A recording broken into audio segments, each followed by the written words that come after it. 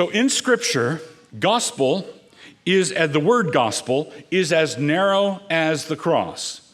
In Scripture, the word gospel is as narrow as the cross, and it is as wide as the world.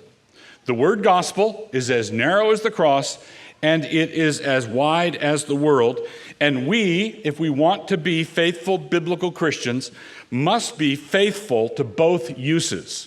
And here, this is why. This is a hard thing to do, and the only way it can be done is if the Spirit of God is at work in our midst. But this is how we go wrong.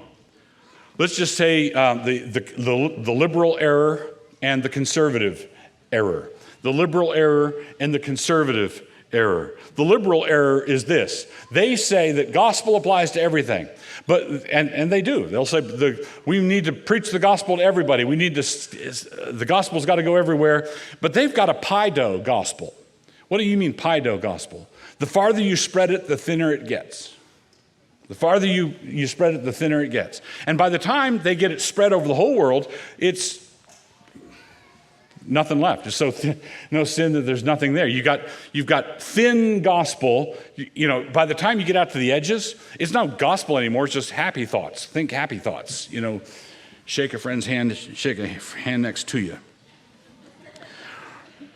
So that's the liberals abandon the center. The liberals abandon the hard center gospel, and they just try to spread it everywhere, put a happy face on everything, and that's pie dough gospel. The farther you spread it, the thinner it gets. Sectarian conservatives see that happening.